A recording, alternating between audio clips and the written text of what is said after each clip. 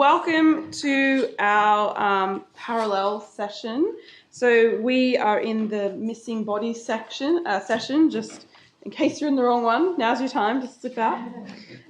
So it is my pleasure to welcome Holly Putnam and Katica Laza. So Holly is a collections curator at Historic Royal Palaces, so she specialises in the material culture of the long 18th century.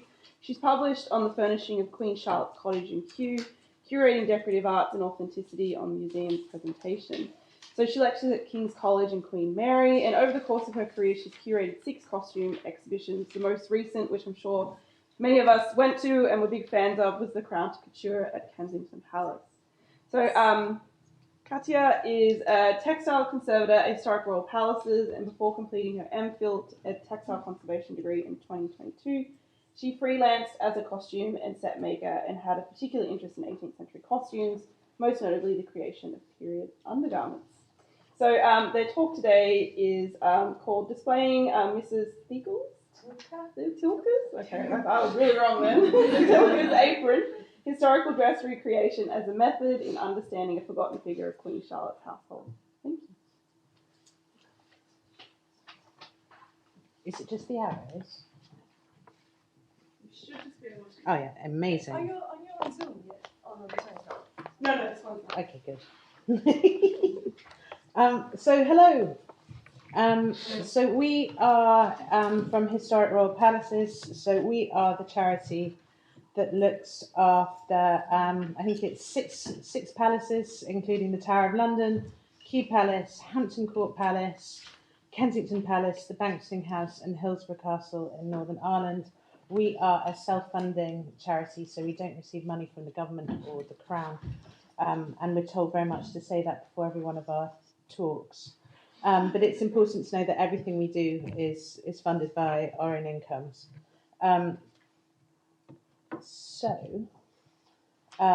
we're really happy to speak about this object because it's a really rare and special thing. And we bought it in May 2023 alongside a nightcap belonging to George III from Roger Jones's auctioneers. You'll all look that up, so I should tell you that we bought the apron for 80 quid. So it's a really, really special thing, bought incredibly cheaply. And the provenance from that was excellent. So it's from direct descent from the family. Actually, when we bought it, these are the auction house photographs, and they're really terrible. And I think I rang up Serena and Liz and all sorts of people going, and they all went, "Oh God, it's a Edwardian apron. It's not a Georgian apron at all." But actually, what gave it away and made me feel confident in buying it, even though sort of 80 quid's like quite a good thing to punt on, but it's not my own money. It's HRP's money, was actually the Georgian braid. And so I took that to Annabel Westman, and they had good photographs of the braid, and she got very excited about it in a way that only Annabel Westman can about braid. This acquisition was incredibly important to us and timely because we have an exhibition which is on now at Kensington Palace, and you'll actually see a pair of William III's stockings in it, which are beautiful bright green stockings, but more importantly you'll see the wonderful apron, and it's an exhibition about the lives of the people who worked in the palaces, and it represents quite a new sort of body of research. The other thing is anything Queen Charlotte is going down very, very well at the moment at Kew Palace. But for me, it's such a wonderful thing. But from year after next, it will be on display at Kew in a room where definitely Mrs. Thielcke would have been. So it would be in Queen Charlotte's own anteroom to her bedroom at Kew Palace. So it's an important object for us to display. So who is this Mrs. Thielcke?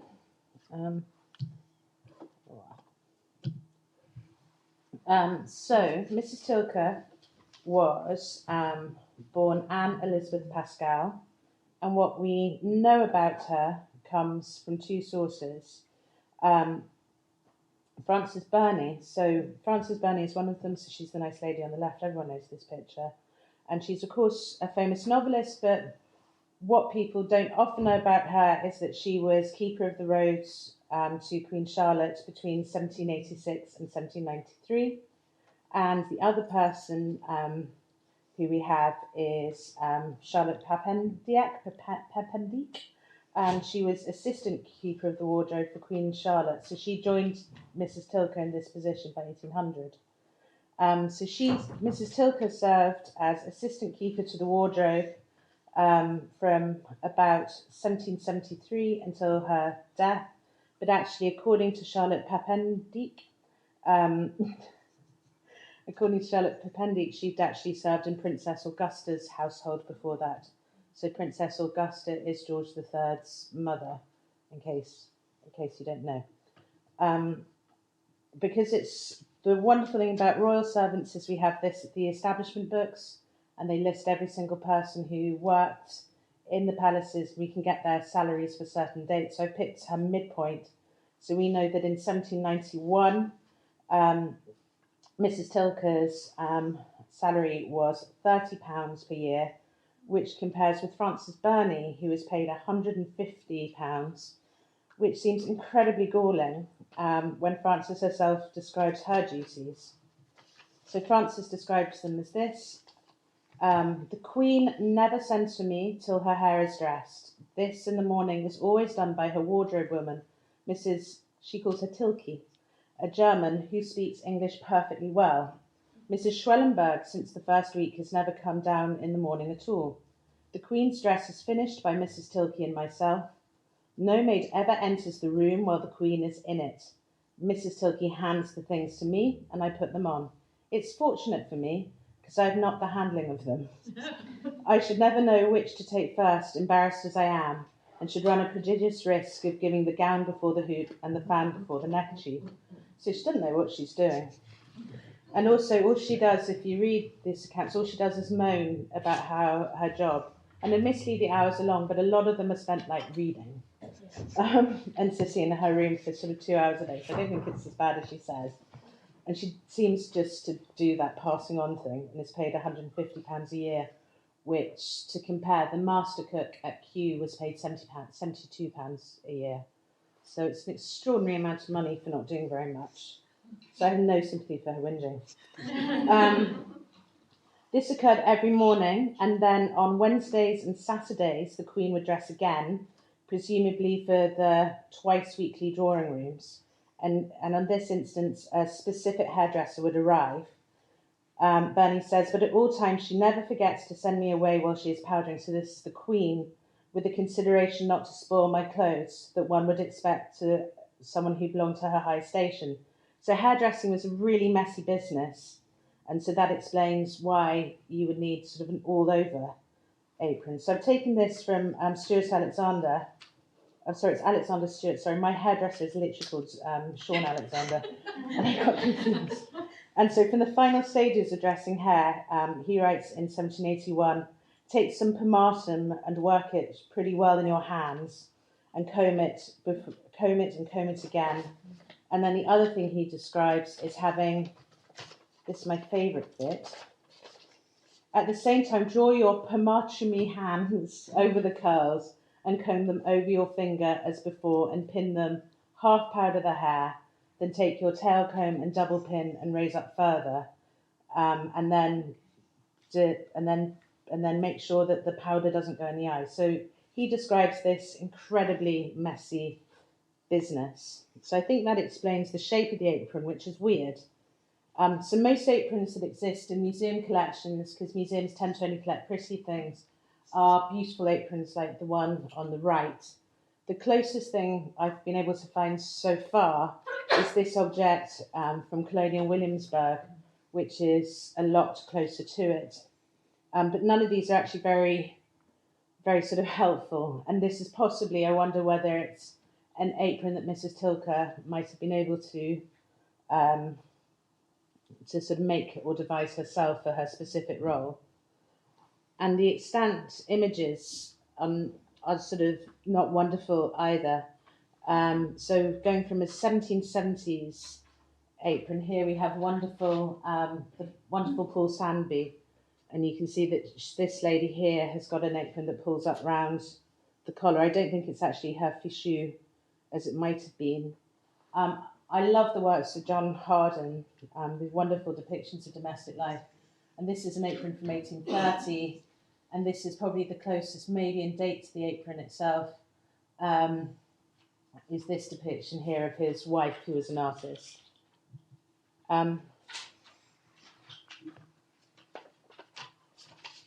So the joy of working at historic royal palaces is the conservation team. And for a curator, they can more or less do whatever I ask of them.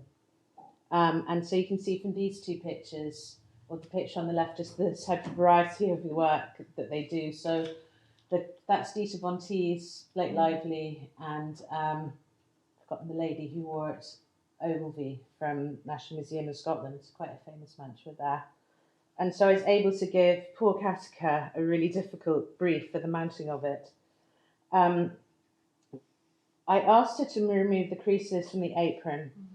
The logic being that the impression that we have from Mrs. Thielcke is that of devotion to duty and efficiency.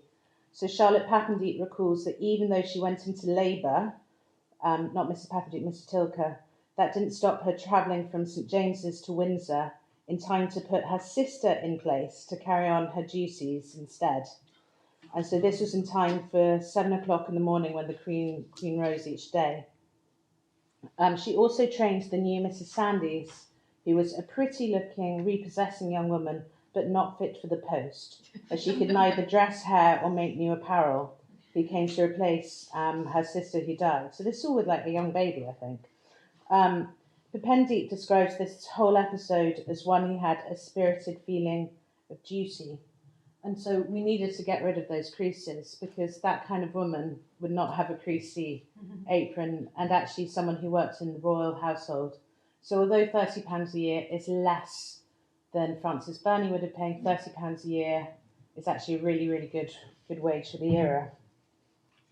The second thing I asked Katica to do is to create an underdress for it, because the apron is really hard to read as a visitor coming to see it without one, because it just looks like a tea towel, to be honest. And then B, even though we have just 2 short pages in Pappendick and Burney in their memoirs, this is an incredible amount of information that we have for a servant anywhere. And I think this is very important because workers' voices and presence aren't often heard or seen in museums, and never mind in palaces. So it sort of felt emotionally important to embody Mrs. Thielcke in a way. So I'm going to put you over to the total expert. Thank you, Polly. Shall I swap places? There we go. So I'll be mostly talking about it from conservation and mounting perspective. So overall, the project had to consist of 3 parts from what Polly had sent me: the conservation of the object, the costume mounting, and the making of the replica dress to go below the apron. So once an object such as the apron is chosen for display, its condition is assessed in the conservation studio at Hampton Court Palace, where we work with the palace's tapestries, furnishings and costumes, some of which you can see on the screen. So as textile conservators, our job is to protect the textiles in our care from further deterioration and to ensure the collections remains at its desired level of strength, stability and appearance, either through physical intervention, this can be stitching or washing something, or preventive options such as monitoring and storage. So as the apron was going to be in the exhibition, we needed to first assess if it was strong enough to actually withstand long-term mounting and to actually be able to be put on a mannequin, or if it would need to be flat. And if yes, if any other treatment would be necessary. So as Polly mentioned, we had to remove the creases, but it's also an amazing time to actually look at the closer detail of the object, some of which I've put on the screen. So I think for something that's quite plain, it had really lovely construction and really fine details. Especially I love the little labelling. So on one side this had the little ink letter of an L, and the other side had a really finely embroidered initials of Miss Thielcke. But what actually, my favourite was probably the fabric covered button. So it had to be, I feel like it had to fit her very well, and she couldn't really change much shape because you were so reliant on that closure. It also had, so it was cut as one with a singular seam at the back on the neck, but it also had these fine darts, and 4 darts in the middle and a single pocket on the side, so it was really lovely. So luckily it was in very good condition and with only a couple of small stains, which you can see on the right side of the screen. We decided not to remove any of the stains due to the object having such being a very important working garment, so it's actually historically significant to the object itself. The removal of the stains are often an ethical dilemma. However, with some microscopy, we concluded that they were stable and not damaging to the linen fibers long term. The other thing we needed to increase was the wrinkles and the creases, which were formed from previously being stored folded. So creasing can be quite dangerous to clothing as it weakens and incisions the fibers over time, and this can cause splits and stares in the object. So to remove this in conservation, we can't just unfortunately take an iron to the object, even if it would make things a lot quicker. But because the heat from the iron can't really be controlled, and it also is at quite a high temperature.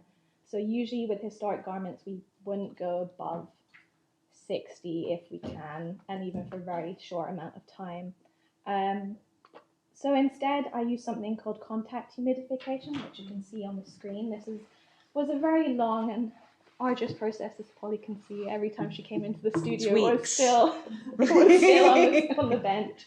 So contact humidification is a controlled method of humidification, where blotting paper is dampened with deionized water, and that it is then placed onto a barrier of Gore-Tex, which is a soft permeable membrane. And the Gore-Tex allows for the slow introduction of water vapor into the object. The area is then weighted and the process repeated in the needed areas until the creases are completely removed. So once the conservation was complete, I could finally move on to the mounting and starting of the replica dress, the fun bit. So costume mounting is often its own specialism, however it's also often undertaken by textile conservators. Creating the correct structure below a costume is essential for safely supporting the object, and while also accurately conveying the silhouette of the period that it's worn in.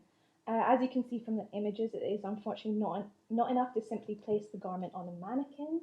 Oftentimes there's various structures need to be cleverly built up with nets, tulle, padding and boning to prevent any damage to the garments by minimizing any strain in the weak areas, which is often the shoulders and the waist. And to protect it from any of the harsh angles of the mannequin, such as the ones used in C2C were quite solid and golden, so you can see how Billie Eilish got built up to look how she looked on the Met. She's really big boobs.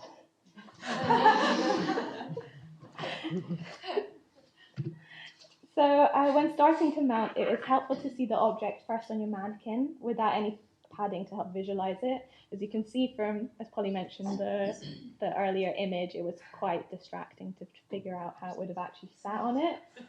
So we had to do it ourselves at first. So it helps kind of visualize if we need it to sit higher, lower, and where any additional padding will need to be done. So once we had it on our mannequin, the silhouette of the apron started to take on.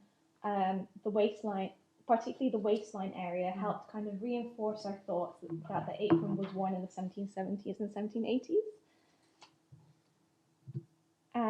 So some of the initial references that Polly sent me so I could start my process, I started looking at the clothing of that period, and I was particularly focused on looking at shapes created by the silhouettes of the time, such as the high and rounded busts, the skirt widths, and how they would help and how they would be achieved, such as through hip pads and panniers. As these would all be helpful guides in where I would need to start altering my stock mannequin. I was also very much looking at seam placements, fit of bodices, and pattern cutting guides of the time to start kind of helping me to narrow down what kind of replica garment I'll want to make and decide with Polly. And I also find the examples shown by Polly of the working women very helpful to kind of help decide how tall Miss Thielcke might have been from where the apron hem would have fallen, as well as how she would have worn the accessory on the garment. So starting off, we decided that a robe anglaise with a fitted and front closure bodice, an open front, and the possibility for the pattern to have the back bodice and skirt cut as one would be our best option.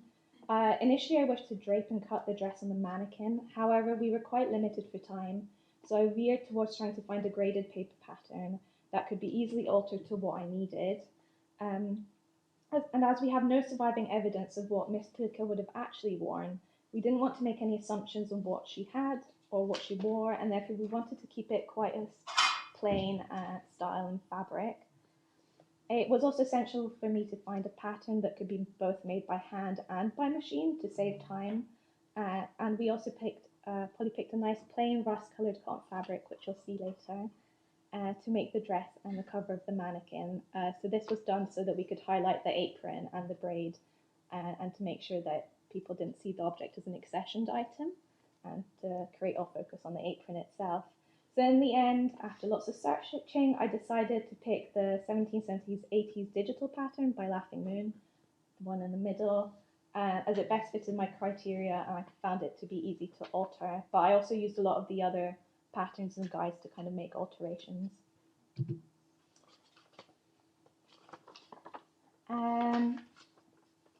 So I started off by creating a replica garment at first, which you can see the remnants of now on the table. I've had to pick it apart quite a few times. In this case, the padding of the mannequin and making of the replica garment was done parallel with each other. So initial calico toile was created to see if I had estimated the correct pattern size and to trial some of the stitching techniques used for the back seams and the waist pleats. I found this part particularly tricky, as I knew I couldn't adjust the drape the toile to the exact size until I finished the mounting, because the mounting is reliant on the toile, the apron.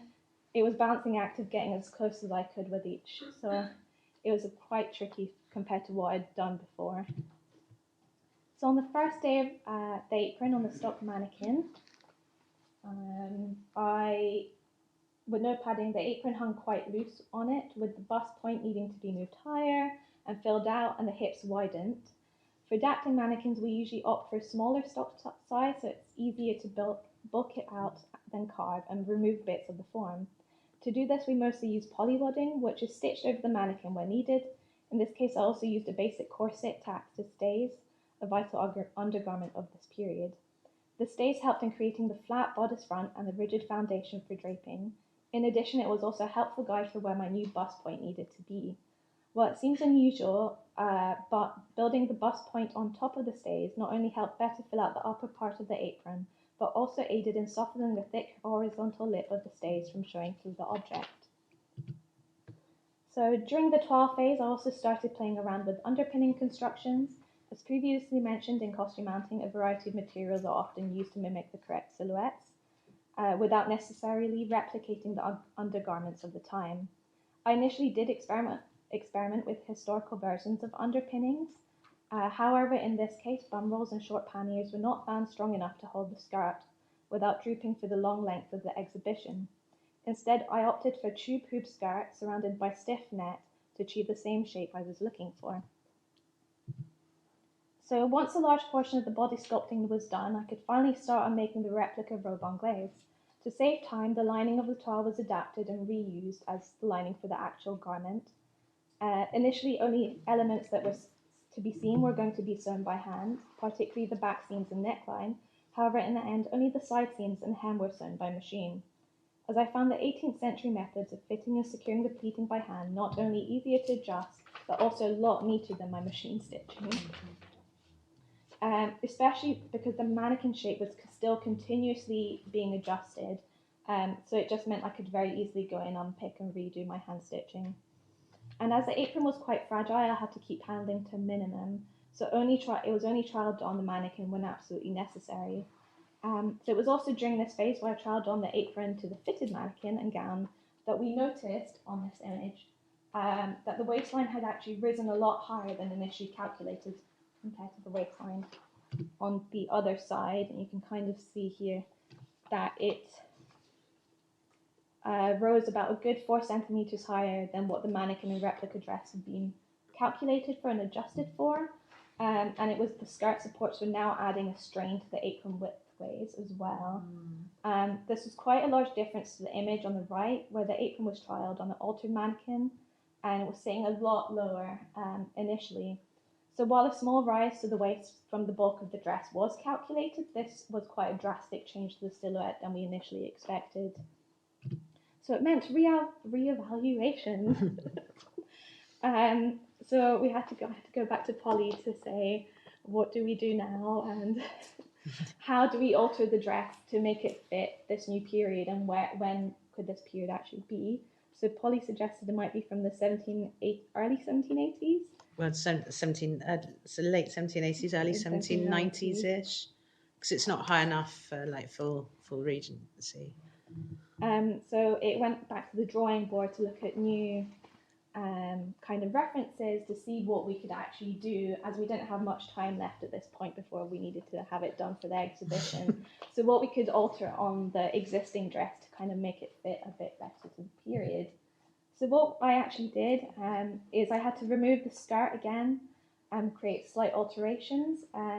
So I simply removed and lifted the waistline by 4 centimeters.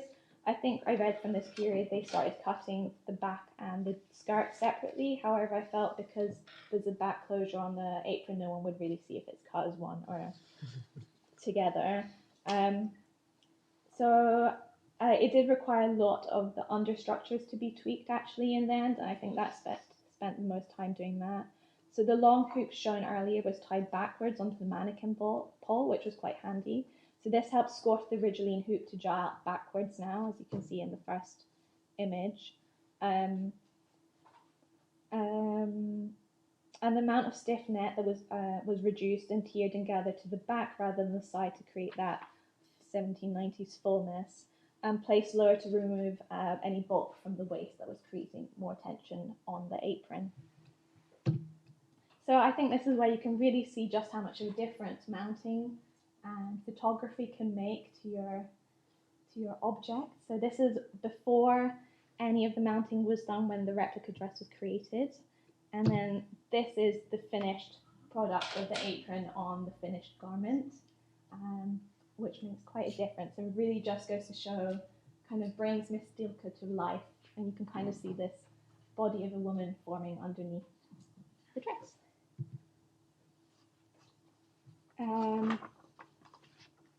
So it was an amazing process and a really good collaborative effort. And I was really pleased that she had just enough fabric left to make a fichu in the same colour as well. But it's a really wonderful, wonderful object, and just the rarest thing, and sort of quite hard to state. Anyway, we must crack on and let other people speak. We're going to save questions till the end, so everyone can come back up. Thank you for that. Thank you.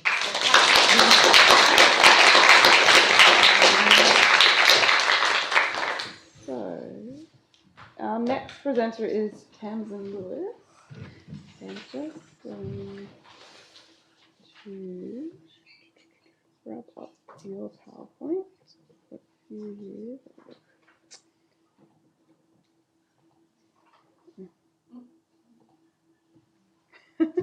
Okay, so Tamsin is a musician and historian. Her research uses 16th and 17th century music, words and song to examine aspects of social history in early modern England. Particular areas of interest include popular music and song, broadside ballads, seasonal festivals, weddings, to name a few. So Tamsin is a fellow of the Royal Historical Society and the Society of Antiquaries, and an associate lecturer on Renaissance music and art at the Courtauld Institute. Sorry guys, I'm very jet lagged and tired and can't talk today. So her presentation today is called Greensleeves, Recreating 16th Century Clothing and Accessories from a Literary Source. Thank you.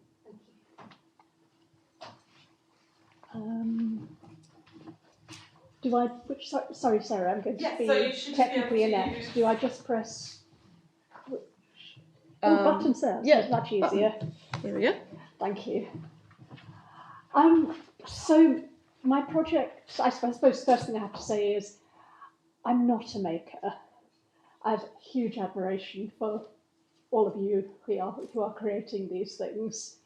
But I'm working with makers to do this. But the project's still in its very early stages. It's months away from completion.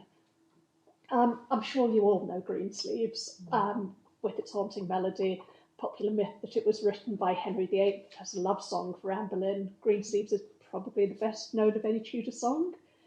It's a long song. Most people don't realise quite how many verses it's got. And it gives the story through the words of a man who bombards his would-be beloved with gifts, dressing her from the skin upwards. My paper will examine these gifts. Put together, they provide us with a rich resource of information on clothing, fabrics, embroidery, and other aspects of material culture. I'll also talk about our multidisciplinary collaboration, working with a number of experts, including costume historians and practitioners, to recreate the clothing given to Greensleeves. Yes, I do want to do a... Done? Yes. It's important to, if we're going to make the clothes, the really important thing to do is to establish a date for the lyrics, because then we can date it as closely as possible on the fashions of the time. So I'm going to start by addressing the Henry VIII myth. Well, I'll be really brief because other scholars have already covered this in detail. Essentially, there's no evidence, no surviving historical evidence for a connection with either Henry VIII or Anne Boleyn. In fact, the first reference to Greensleeves that we know of dates from decades after their deaths. It's an entry in the Stationers' Register on the 3rd of September 1580, when a new northern ditty of the Lady Greensleeves is licensed to Richard Jones for sixpence, I think. It was an instant hit, and 6 further Greensleeves ballads were added to the register in the remaining months of 1580. From their titles, we can see that they ranged from further ballads of the Lady Greensleeves to moralising songs, and even a reply from Greensleeves to her lover. And this one intrigues me. I'd love to know whether she starts off resistant and ends up sweetly compliant, as so many of these songs do. But there are also songs, Marlowe's Passionate Shepherd to His Love, Come Live With Me and Be My Love, where he offers her a whole load of clothing. And the nymph's response to the shepherd details the clothing and throws it all back in his face, saying, well, no, actually none of this is going to last. You know, if I could trust you, then yes, but no. I'd like to imagine the Greensleeves response was that, but we're never going to know because all of these early ballad sheets are lost to us. We have the titles from the register, but that's it. There were more ballads, Greensleeves ballads, in 1581. By August that year, the song is so well known that it's parodied by Edward White in a ballad saying, Greensleeves is worn away, yellow sleeves come to decay, black sleeves I hold in despite, but white sleeves is my delight. So the fact there's no mention of Greensleeves before 1580 and such a huge number of examples afterwards in poems, dances, plays, instrumental pieces, songs, does imply it's unlikely to date from before then. The earliest surviving words that we have for the Song of Greensleeves dates from 1584. They're found in Clement Robinson's book, A Handful of Pleasant Lights, and this is one of many ballad miscellanies that were printed in Elizabethan England. The book contains a selection of ballads, most of which would have circulated previously as broadside ballads, though some may come from manuscript sources, and it includes this song, a new courtly sonnet of the Lady Greensleeves to the new tune of Greensleeves. As you see, both words and melody are described as being new. We've recorded all of the 18 verses. I'm not going to inflict all of that on you now, but I'll give you a selection of some of them to give you a picture of the clothing and accessories. Now, let's see if this works. Might be the next one. I may need help with sound. I'm really sorry. No, that's okay. So is there a...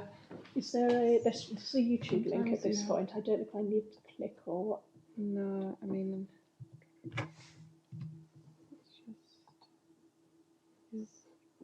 can go to Greensleeves, to YouTube otherwise, but it's... Yeah, is there... Oh, because yes, it's hidden by the picture. No.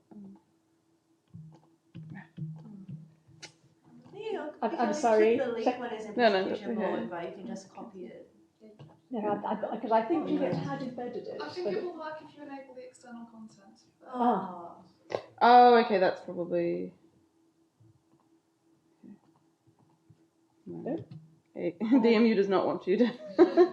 You know, I'll just copy and paste it into the browser. Thank you. I'm sorry, there are 4 of these. But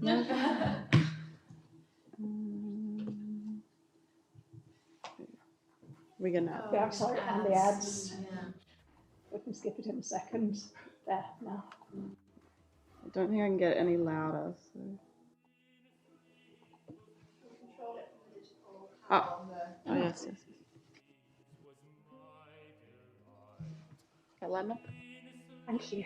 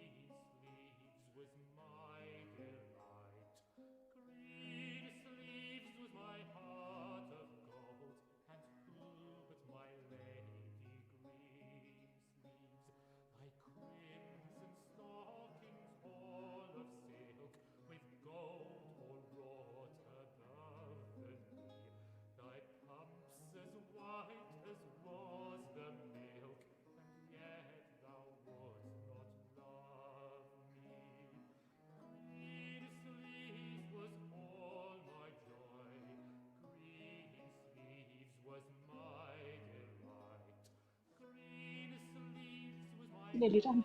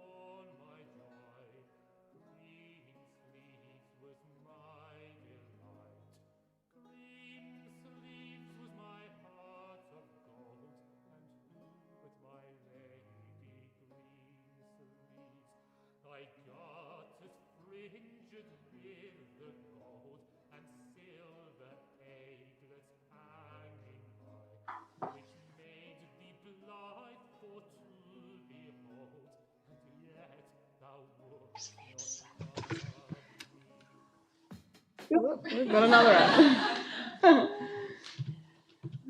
Thank you. It's all a bit relentless, isn't it? Gift after gift after gift, and that's not all of them. As you've heard, she's given a great quantity of clothing and accessories, kerchiers, petticoats, both of wool and of silk, an embroidered smock, a girdle, stockings, garters, shoes, jewellery, pin case, knives, a purse, and the famous gown of grassy green with sleeves of satin hanging by. It's a fairly thorough list, and we're working to recreate, with the help of a Janet Arnold grant, as many as possible from their descriptions dating their style to about 1580. Some of the items described are pretty straightforward and easy to interpret, but others do throw up some issues, not least the question of poetic license. Are these real clothes or a fantasy? I'll go through some of them here, that's the one. The first gift of clothing is kerchiers to thy head that were wrought fine and gallantly. And Sarah Thursfield is looking at this one. Her kerchiers will be linen, and they're going to be embellished with drawn threads and cut work and white work. This is really only at the sampler stage, but here is a trial piece that she's been working on. A couple of close-up details. She's planning to do more test pieces because she found that linen was not fine enough.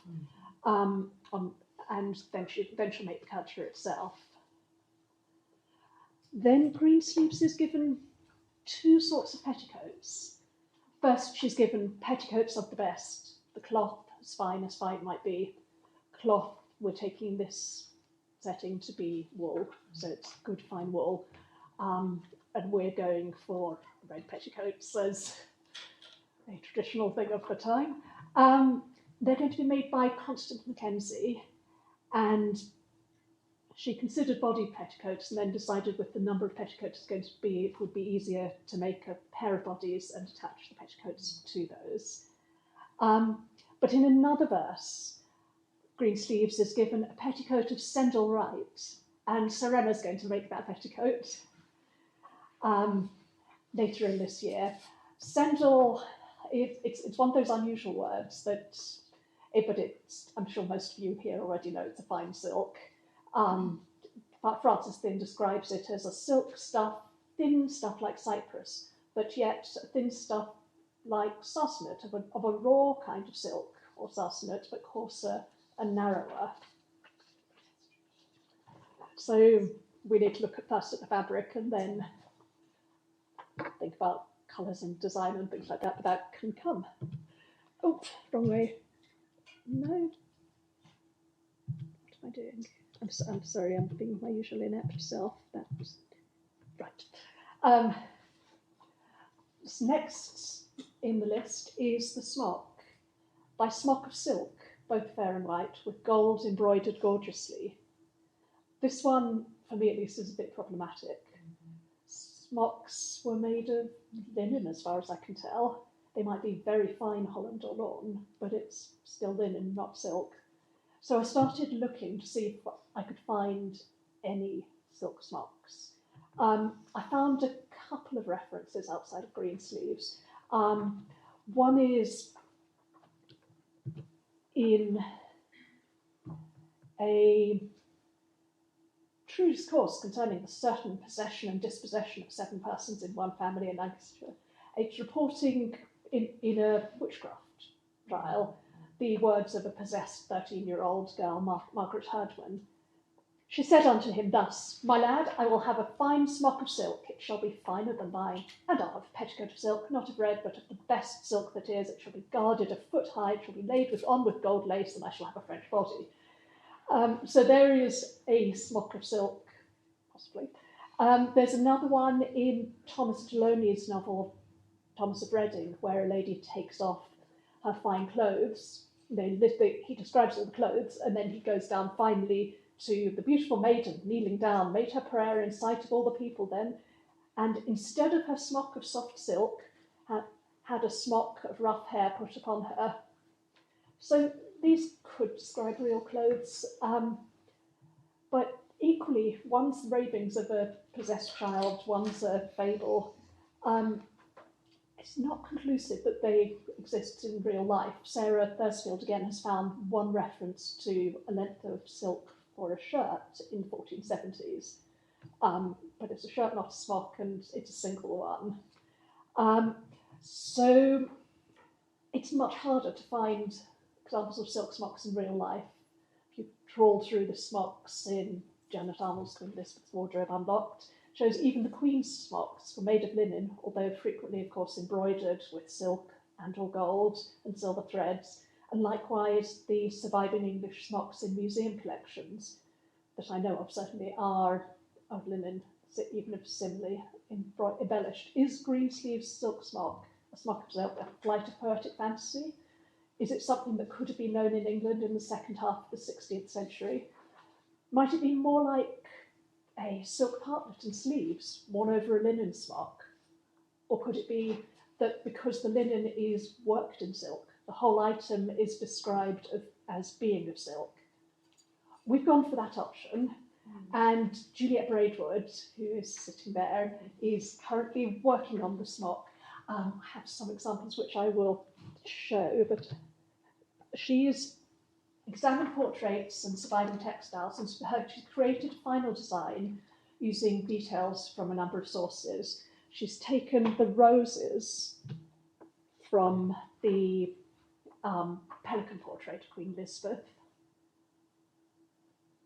and then she's taken other floral details from this portrait of an unknown lady. You can see the more closely the details of the sleeves. So the embroidered smock will contain some of these, and it'll be joined together, swirls, using the pattern from this pillowcase in the V&A. Just around the details. I thought I put a date on it and I haven't. I apologise. I haven't got it written here, which doesn't help anything. I'll do that at the end, because otherwise I will run out of time. Greensleeves then has, oh yes, no, I have another thing, if I can make it work. Would hopefully work.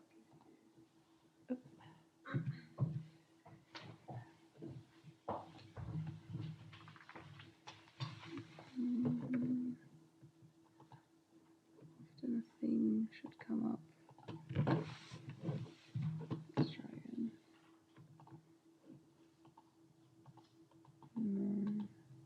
Nope. Sorry. No, that's all right. I will.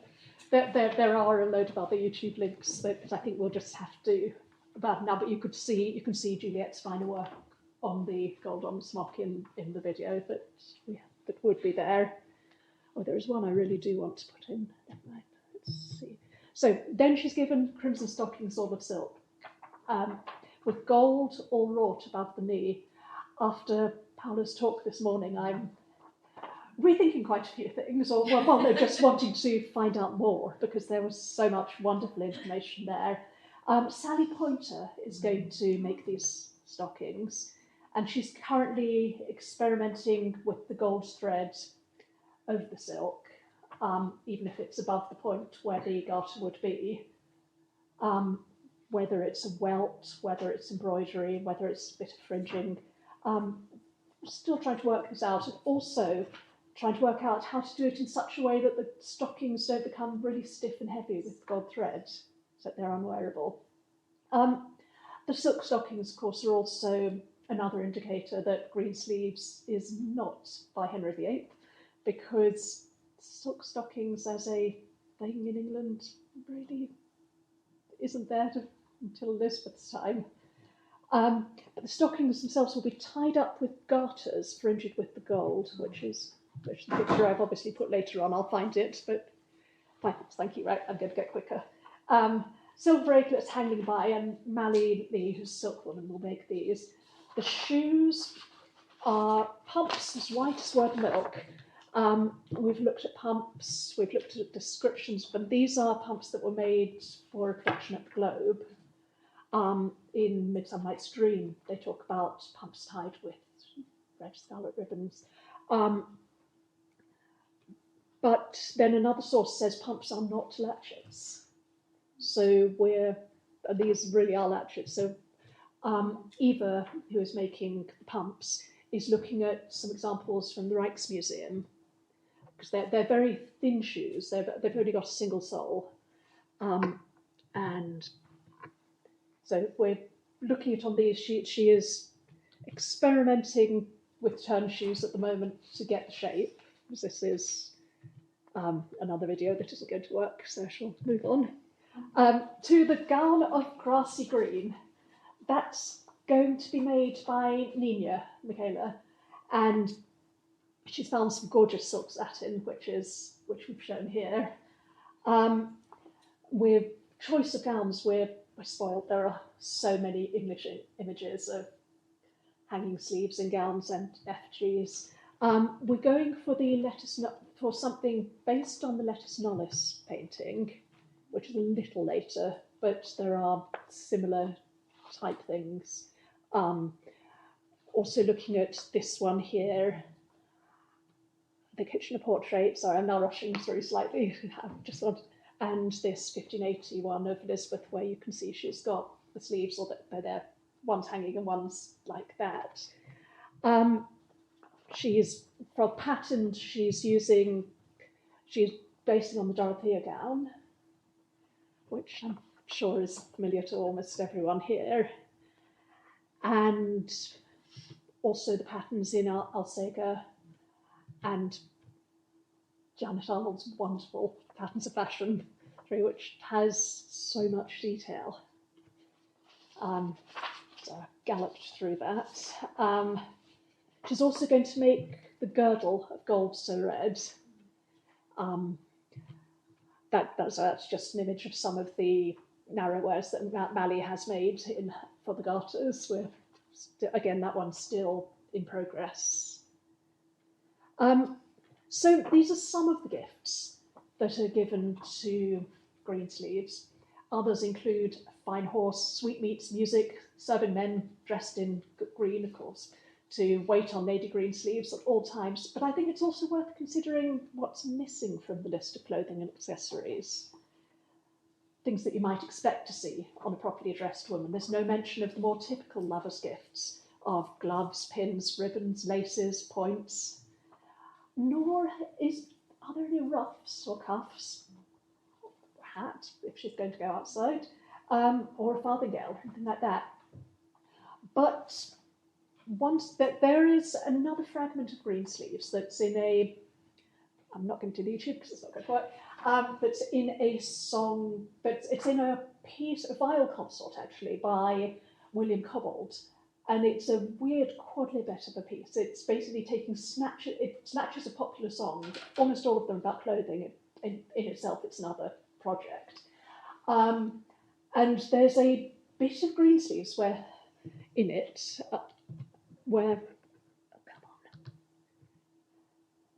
Greensleeves was all my joy, Greensleeves was my delight, Greensleeves was my heart of gold, and who but Lady Greensleeves? Greensleeves and gallant ruffs, broidered colls and golden cuffs.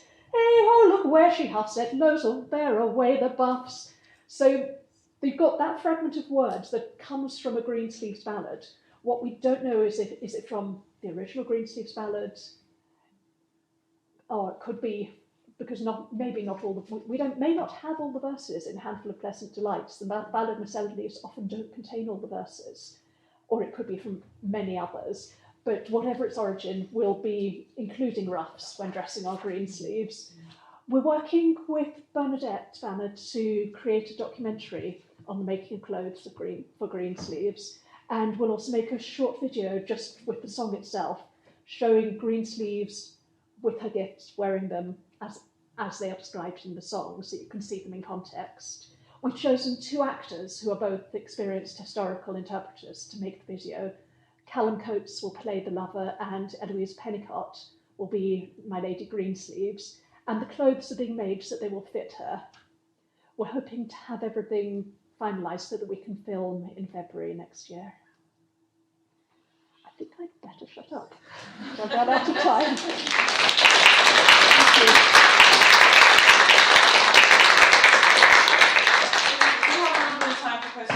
the end, and then perhaps And the way out, as as people go, I guess people go to lunch, they can have a look at. So, final presenter is Charlotte Bailey. So, Charlotte is a doctoral candidate in the Department of Theatre and Dance at the University of California, Santa Barbara. Her work focuses on the participation of costumes in performance historiography. Charlotte's current project asks how costumes portraying progressive era femininity produce new understandings of how we view women today. And the title is The Performance of the Corset in Lynn Nottage's Intimate Apparel. Thank you. Hello.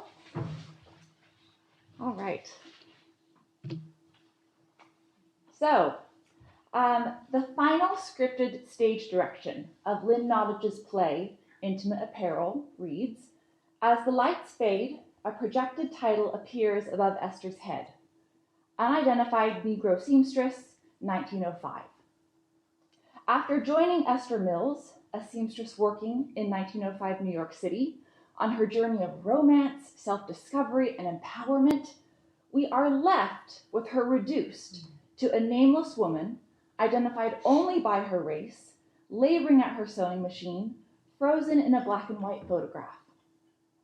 The sumptuous attire made of bright aniline dyed fabric and embellished with beading and embroidery disappears. And the end of the play leaves the audience with a representation of the traditional written archive, where stories like Esther's are hidden behind an anonymity created by a lack of care for minoritarian subjects. The unidentified seamstress tableau embodies the elusive presence of women of color in the archive and their lack of narrative in our ideas of labor and women's history. Debuting in New York in 2004, Intimate Apparel was hailed for the historical research that went into the writing. Nottage's inspiration for Intimate Apparel came from her own heritage and her own great-grandmother, who had made intimate apparel for women in New York at the turn of the 20th century. By taking inspiration from her great-grandmother's profession, Nottage focused on clothing in order to find the women left out of the historical narrative. Within the focus of making and wearing, Esther's struggles, desires, and ambitions are exposed as she navigates complex relationships with friends, clients, and her new husband, George, while pursuing her dream of owning her own beauty parlor.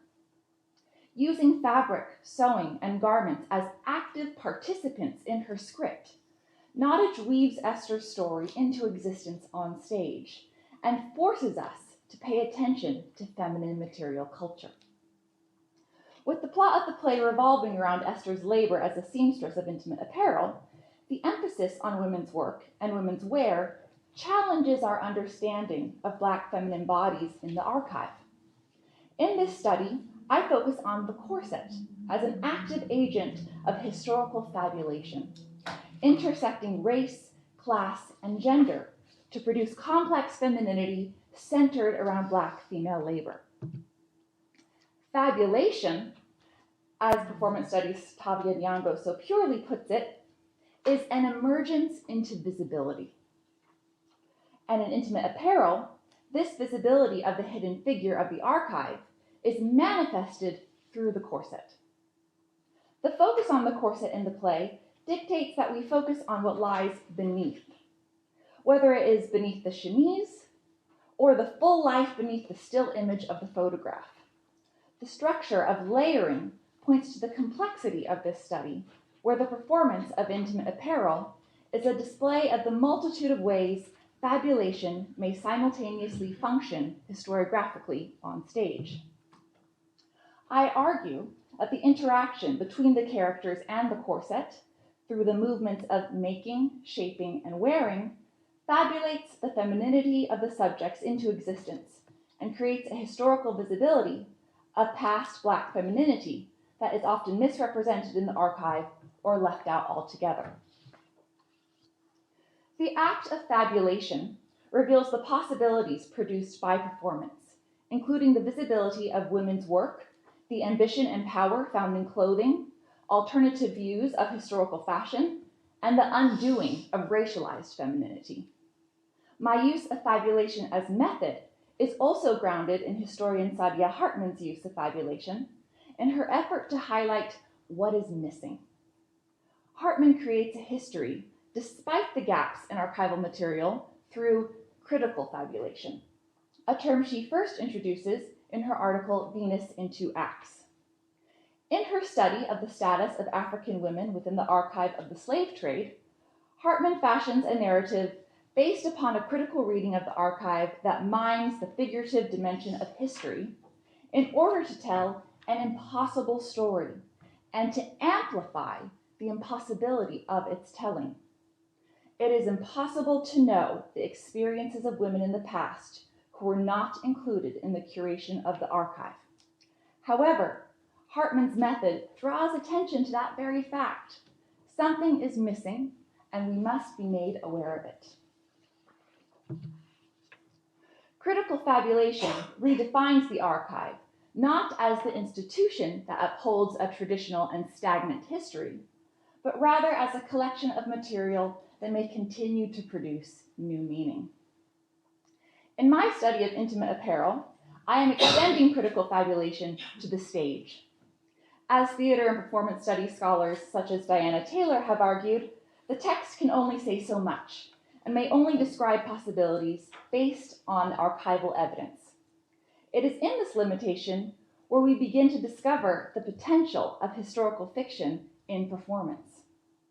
I differentiate fabulation in performance not as preserved knowledge, but rather the lack of knowledge performed through a new imagined narrative.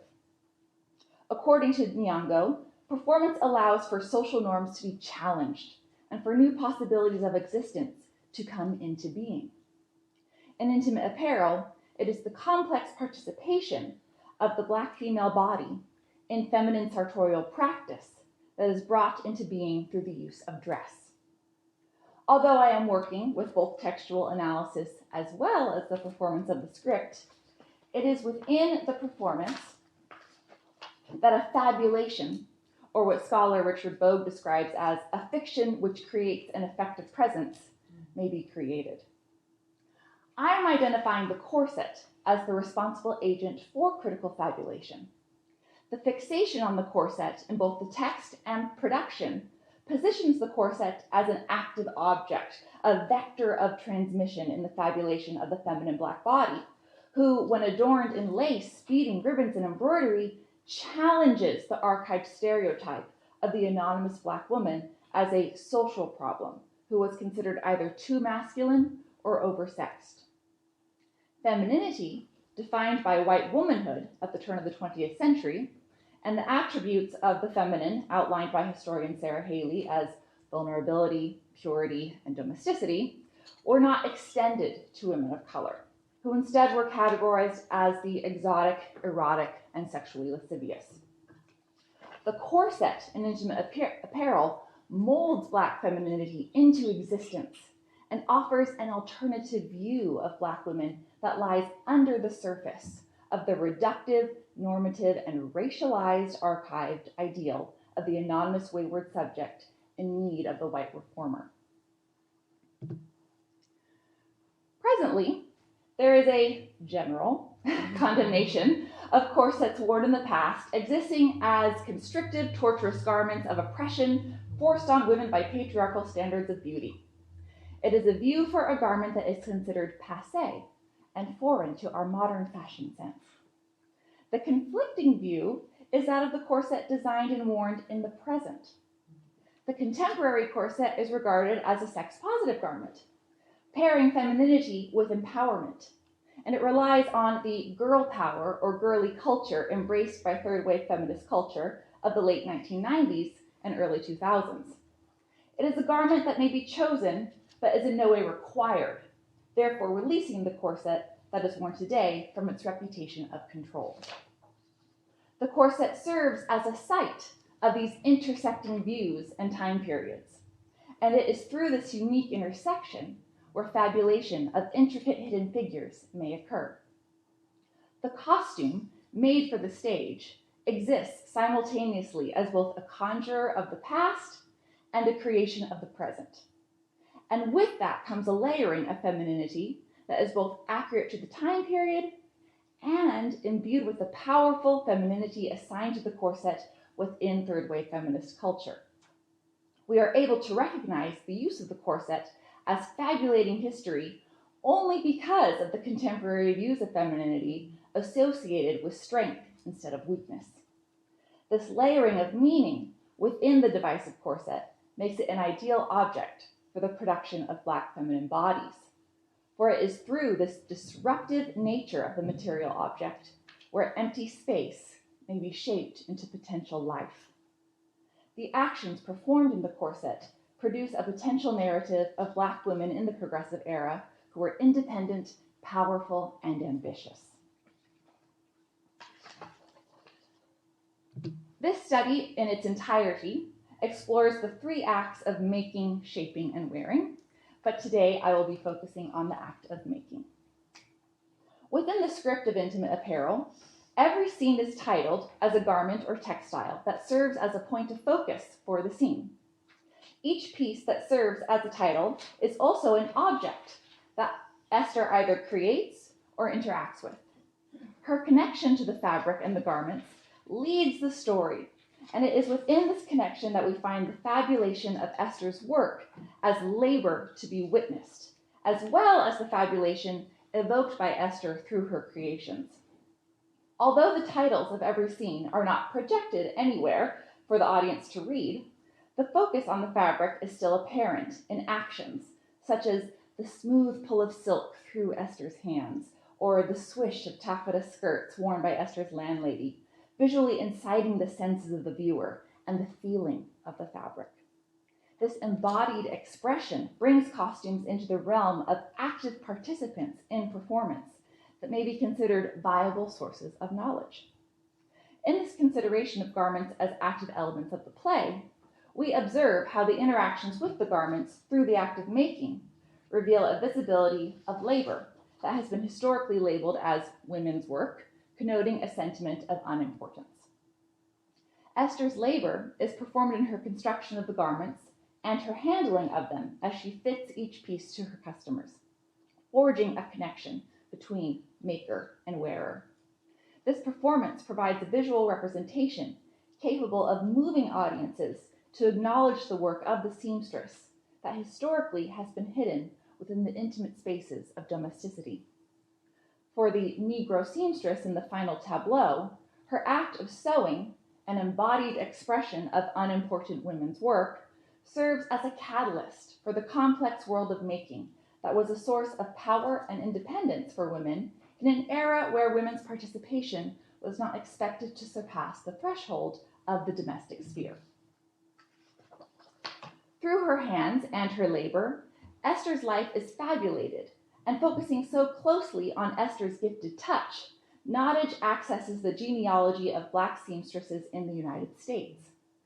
Not only does Nottage fabulate the existence of labor through the creation of Esther's narrative, but Esther herself is fabulating femininity through the creation of the garments worn by her clients. There is an authority produced with Esther making the garments that plays an active role in the story. The material used to find the story, the costumes, seen as unconventional historiographical resources, made by the very subject who is left nameless in the archive. When Esther is describing how she learned to sew intimate apparel, she explains, "Folks will pay good money for your discretion." That discretion and secrecy has been extended to our history, and we miss the possibility of knowing Black women who strove for independence and rebelled in their profession against the discrimination and loss of autonomy so many others faced. Esther herself echoes this sentiment, commenting on her profession when she ponders what to say in her letter to her future husband.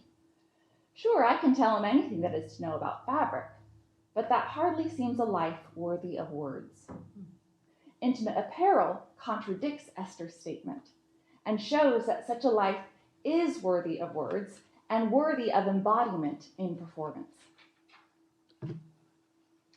In the 2004 production, Viola Davis, as Esther, smooths her hands over the corsets as she fits them to her clients, as if she is molding them to the body. When fitting a corset to her client, Esther firmly molds the boning to her waist as if she's breaking the bodice in before it has been worn. Her grasp brings the audience's focus to the corset, as if to say, pay attention to this. Her dance with the corset keeps it in play, and although it is already sewn, her work is not finished. She is still connected, and even though the conversation in the scene drifts to other topics, the corset continues to stand out. Her touch is one of practice, which suggests an everyday nature to the fitting and molding of the corset. Esther fabulates value within the garments and fabric she interacts with. Her touch is a haptic gesture conveying the importance of these pieces as objects that are historiographically significant.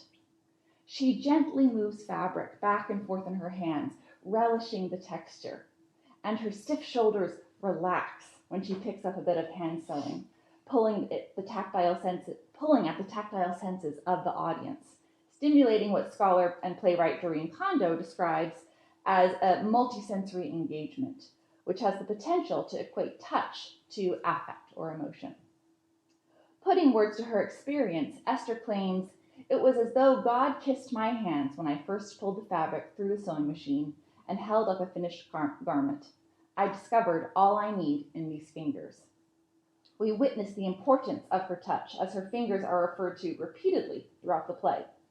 The reiteration of her ability, embodied in her hands, pushes the centrality of Esther's labor to the forefront of the narrative, making her skill not only what grants her independence, but also makes her an active participant in the fabulation taking place on stage. The play animates her within the history and takes Esther from a nameless black seamstress to an active agent within the fabulation. She is the creator of the sites where new images of femininity are shaped into being. Esther's act of making, as fabulation, models the historiographical method of utilizing women's labor as a viable lens in historical inquiry. I will close this presentation by acknowledging that not only is it important that we consider Esther's labor behind the garments, but also the labor behind the costumes themselves. During an earlier preview production of Intimate Apparel by Center Stage in Baltimore, costume designer Catherine Zuber received many letters by theatergoers pointing out that the use of zippers in costumes was historically inaccurate. Zuber incorporated the concerns of those who wrote to her, and the costumes were altered in an effort to meet audience requests for historical authenticity. By the time the production made it to New York, most zippers were replaced with buttons, making the costumes, made of tightly woven vintage fabric, even more historically authentic.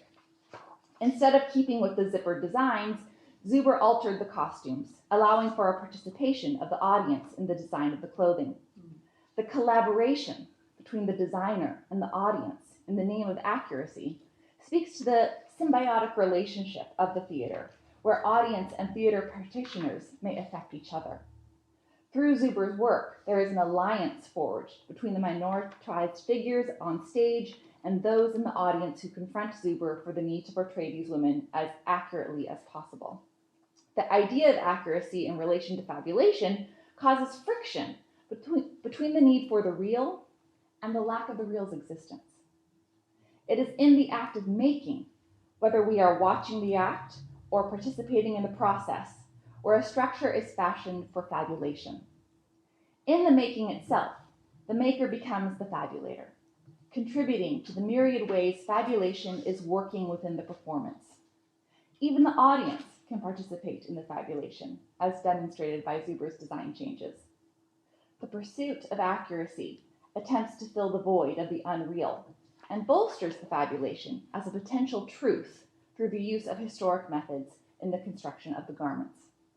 However, we are looking to the authentic, the real, to fabulate the unreal.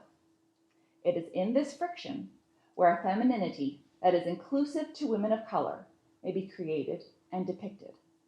The creation of the accurate corset extends the feminine and the complex power and agency it holds to anyone who interacts with it in the performance. Thank you.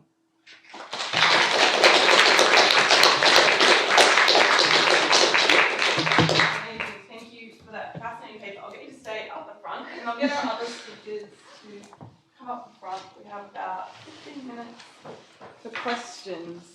So I'll wait till everyone gets up the front. And then, great. Do we have any questions? Don't be shy.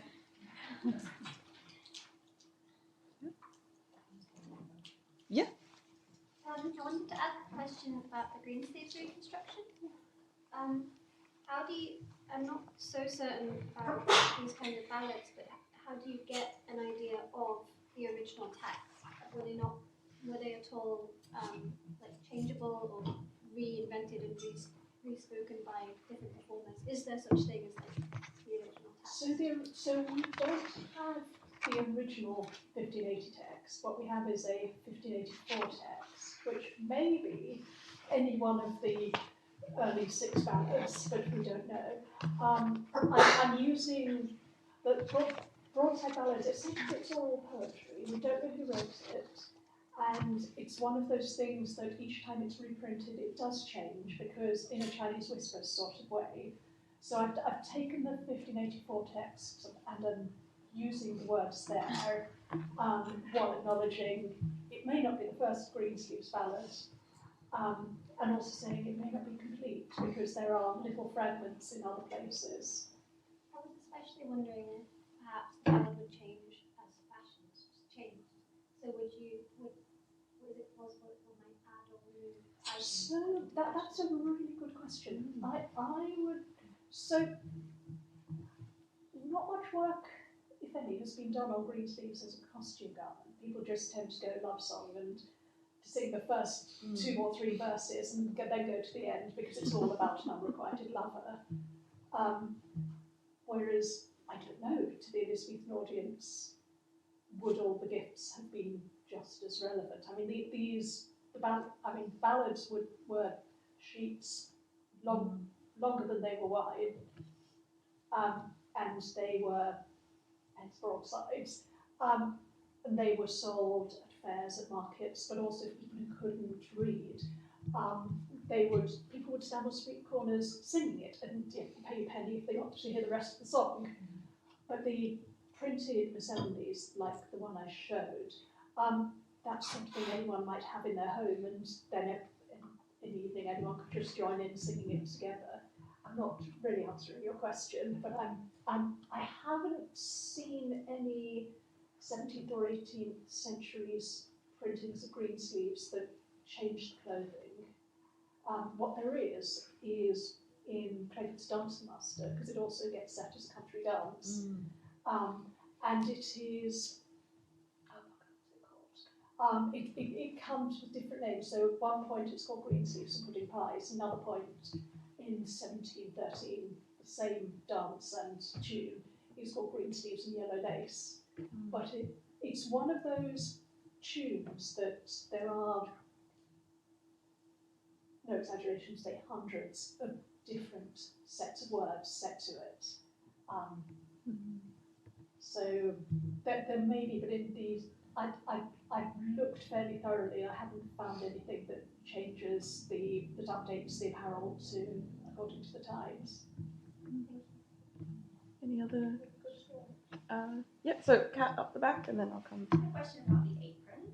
I was really struck by the auction house photos where it looks like nothing. So I was wondering about that sort of moment where you see something like that and you think about the potential it has to become like the amazing exhibition feature it was.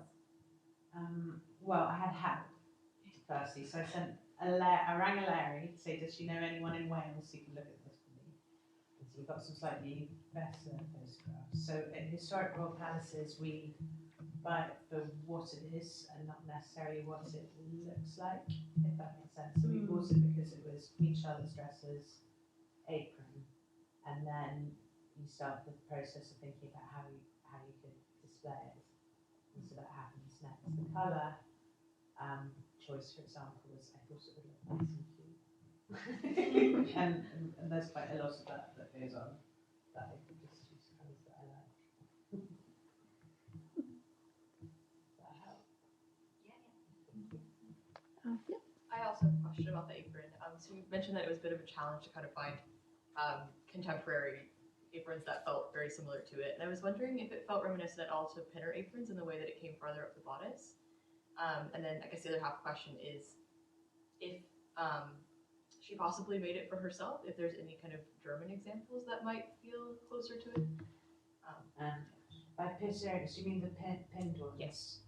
I couldn't find German examples. I couldn't find French examples, couldn't find Dutch examples which were like that. I think it's just, because they're everyday things. Right. And so I just don't think they're the sort of things that we use to death, I think. So, and I wonder whether she did make it for herself, partly because we know that she was a seamstress, that was part of her role, and partly because her job's so particular and so mucky that I think she probably would need more coverage than a little pinner. Because I think that comes up quite high, and the rest of it's covered by a fichu. So. Do we have a? Been answered, thank you. Oh, okay. Got another question about the apron. I was wondering if you would consider making a replica of the apron just for the testing purposes, because you were mentioning how it's very, it's very old. We don't want to put it on a dress, but we will still have to check it with the display dress. Yeah, so I did make a very rough toile of probably up till here of the apron. So I tried to get just a paper pattern of it. And it's actually been requested quite a few times now. Within the department, if we can have matching aprons. I think there's been a proper pattern taken of it by our costume department. Because I think there might be something going on with someone might be wearing it from the interpretation. Oh, yeah. In the future, because we do have some people come and not reenact, but play different characters at the palace. So yeah, I did make a slight toile. I think the issue was I should have actually made a full toile of it, because what I found when I was trying the actual apron on is the width of the apron really did matter when I was trying to do the underpinnings. Yeah. Like it really, I should have done a full, and I started realising that a lot later on in the process. Yeah. I'm really puzzled by Greensleeves. I think it's a really weird, intriguing ballad. I mean, does Greensleeves refer to the fact that she is dressed in a green gown? I'm sorry to be so ignorant here. No, so the fact that she has green sleeves on her gown got to go with sleeves attacking by. So I think that's why he hasn't. The author hasn't named her.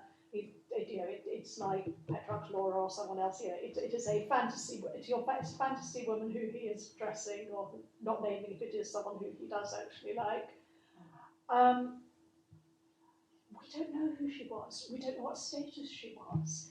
I mean, a lot of the clothing she's given is really of course status. And then there's a verse where it says, "No better wore the Burgess wives." So there's a lot more to unpack in her, looking at who she is, and the idea of Greensleeves as a prostitute, which often comes up. The use of Greensleeves, the idea of Greensleeves as a prostitute is because one man's tune. So one tune is used by so many different men for their words.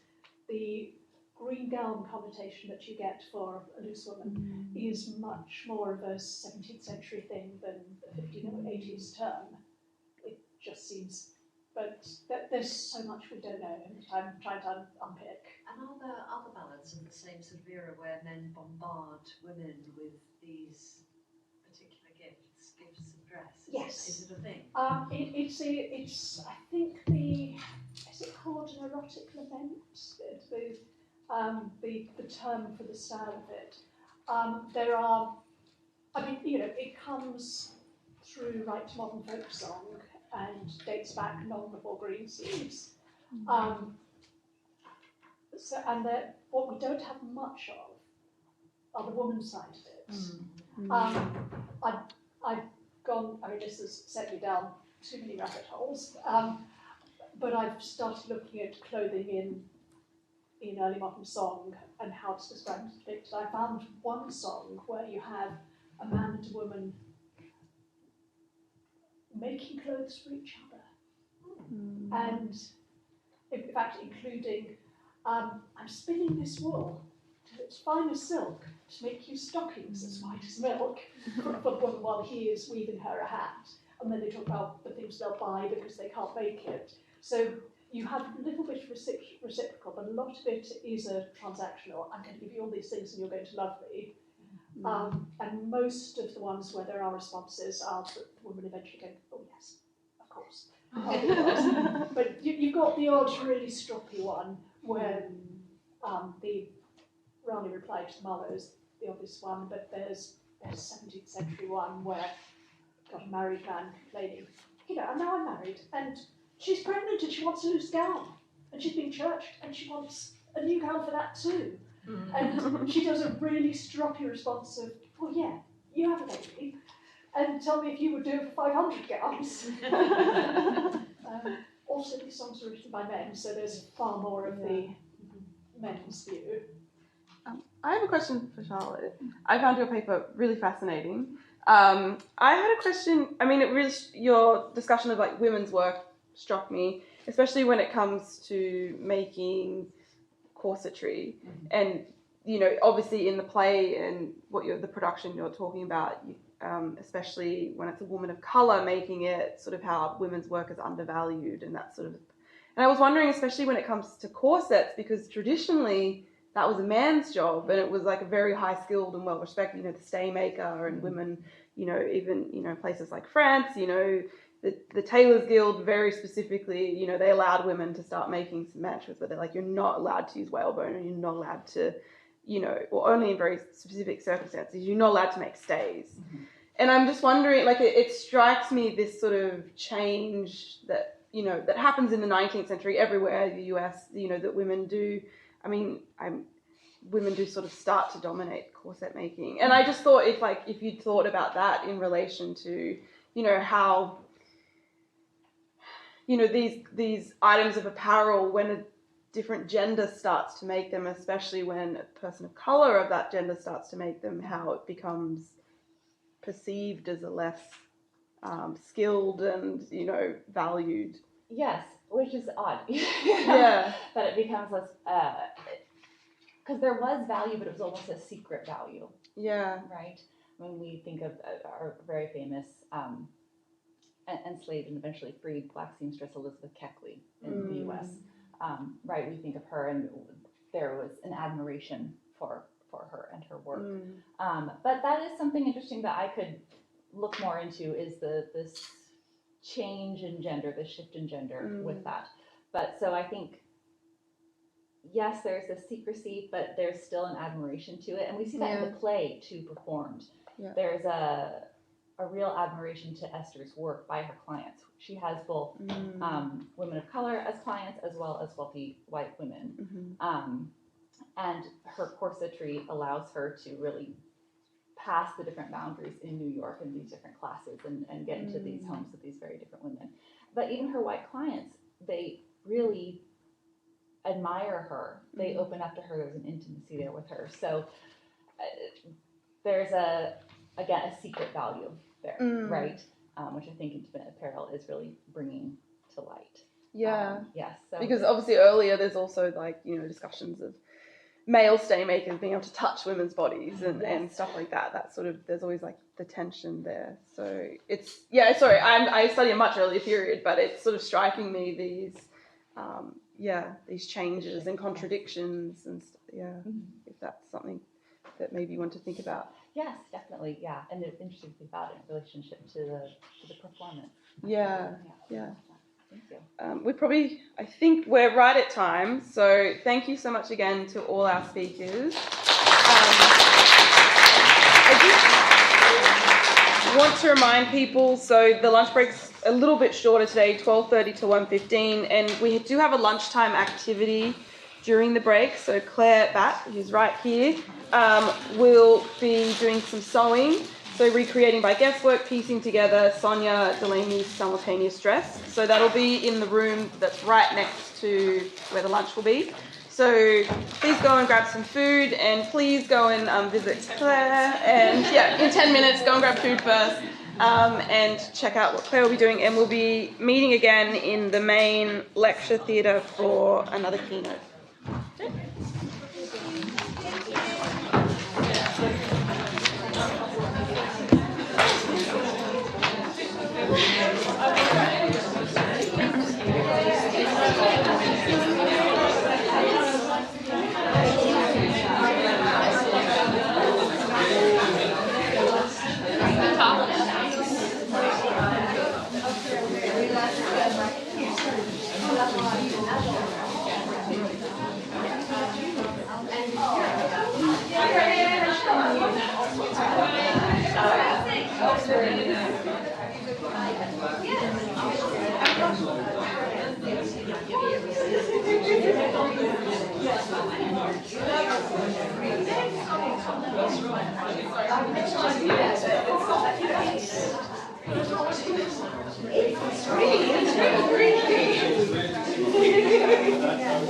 Oh, yes.